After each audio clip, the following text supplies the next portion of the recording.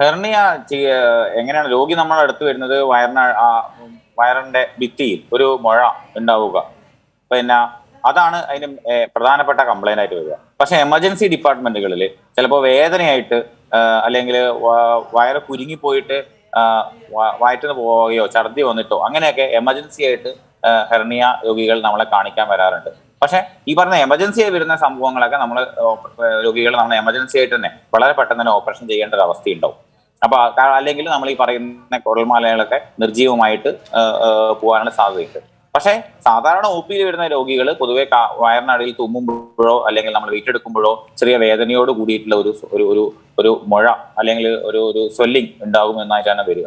അപ്പൊ നമ്മൾ ഇങ്ങനത്തെ പേഷ്യൻസിനെ പൊതുവെ ഈ ഇഗ്വല ഹെർണിയാണ് നമ്മൾ കണ്ടുകൊണ്ടിരിക്കുന്ന ഹെർണിയകൾ.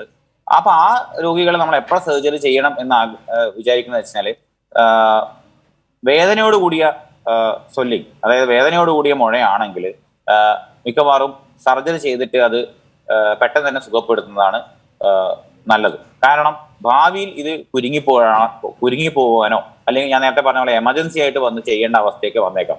ഈ എമർജൻസി ആയി ചെയ്യുന്ന സമയത്ത് നമുക്ക് ചിലപ്പോൾ നെറ്റ് ഉപയോഗിച്ചിട്ട് സർജറി ചെയ്യാൻ വേണ്ടി പറ്റും എന്ന് തോന്നും. ചിലപ്പോൾ അങ്ങനെ വരില്ല.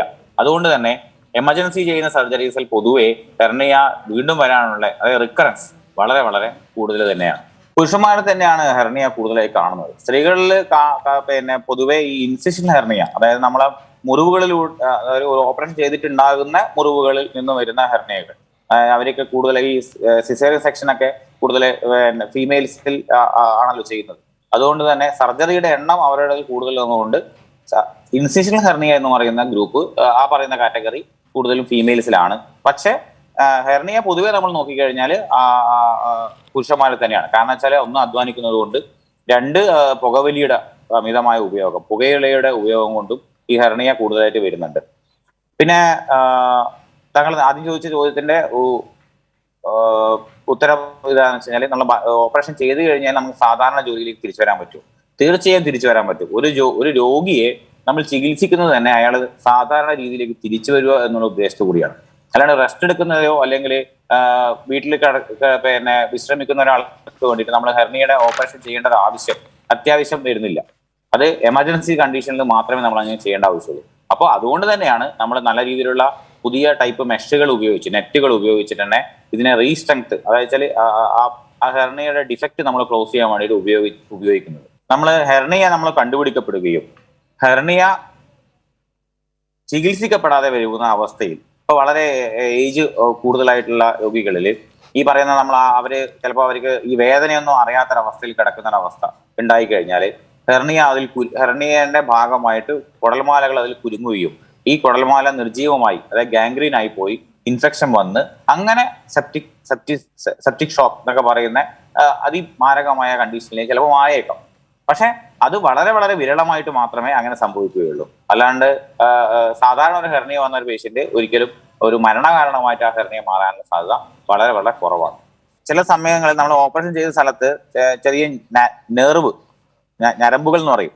അപ്പൊ ആ നെർവുകൾക്ക് ചിലപ്പോൾ ചെറിയ രീതിയിലുള്ള നമ്മൾ ഓപ്പറേഷൻ ചെയ്യുന്ന സമയത്ത് ചിലപ്പോൾ അതിന് ചെറിയ ക്ഷതം പറ്റാനോ, അല്ലെങ്കിൽ നമ്മൾ ഈ നെറ്റ് വെച്ചിട്ട് ഓപ്പറേഷൻ ചെയ്യുന്ന സമയത്ത് അവിടെ ഈ നെറ്റിന്റെ ഒരു റിയാക്ഷൻ കൊണ്ട് ചിലപ്പോൾ ഈ പറയുന്ന നെർവിന് ചെറിയൊരു ഡാമേജ് ഉണ്ടാവാനോ സാധ്യതയുണ്ട്. വളരെ വളരെ വിരളമായിട്ടെങ്കിലും ഈ നെർവ് ഇറിറ്റേറ്റ് ചെയ്യുന്നത്, നെർവിന്റെ ഒരു വേദനയാണ് നമ്മൾ അനുഭവപ്പെടുന്നത്. പക്ഷെ നമുക്ക് പലപ്പോഴും മരുന്നുകൾ വെച്ചിട്ട് തന്നെ ഈ മരുന്ന് വെച്ചിട്ട് തന്നെ നമുക്ക് ആ വേദന ഒഴിവാക്കാൻ പറ്റുമായിരിക്കും. കുറച്ചു കാലം ഒരു 6 മാസം കഴിയുമ്പോഴൊക്കെ മെല്ലെ നമുക്ക് ആ വേദനയിൽ നിന്ന് നമുക്കൊരു മുക്തി നേടാൻ പറ്റും എന്നാണ് എനിക്ക് തോന്നുന്നത്. ഹെർണിയ വരാതെ തടയാൻ വേണ്ടിയിട്ട് പ്രധാനമായിട്ടും നാം അധ്വാനിക്കുന്ന ജനങ്ങളോട് നമുക്കിപ്പോൾ ജോലി ചെയ്യാൻ പാടില്ല എന്നൊന്നും പറയാൻ വേണ്ടിയിട്ട് നമുക്ക് പറ്റത്തില്ല. അപ്പോ അങ്ങനെയുള്ള ആൾക്കാരോട് നമുക്ക് പുകവലിയുടെ ഉപയോഗം, അതാണ് നമ്മൾ കാരണമാകുന്നത്, അതായത് പുകവലി കാരണം ഉണ്ടാകുന്ന ഹെർണിയ നമുക്ക് പുകവലി ഒഴിവാക്കി കഴിഞ്ഞു കഴിഞ്ഞാൽ കുറക്കാൻ പറ്റും. രണ്ടാമത് നമ്മൾ ഓപ്പറേഷൻ ചെയ്യുന്ന സമയത്ത് ഓപ്പൺ സർജറീസ്, അതായത് താക്കോൽ ദ്വാര ശസ്ത്രക്രിയകൾ, ലാപ്രോസ്കോപ്പിക് സർജറികൾ, ചെറിയ ദ്വാരത്തിൽ ചെയ്യുന്ന ഓപ്പറേഷൻ ചെയ്യുമ്പോൾ ഈ ഹെർണിയ വരാനുള്ള ചാൻസ് വളരെ വളരെ കുറവാണ്. അപ്പൊ അതുകൊണ്ട് തന്നെ ഓപ്പൺ സർജറിയിൽ നിന്നും താക്കോൽ ദ്വാര ശസ്ത്രക്രിയയിലേക്ക് മാറിക്കഴിഞ്ഞു കഴിഞ്ഞാൽ നമുക്ക് ഓപ്പറേഷൻ മൂലം ഉണ്ടാകുന്ന ഹെർണിയകൾ ഒഴിവാക്കാൻ പറ്റും.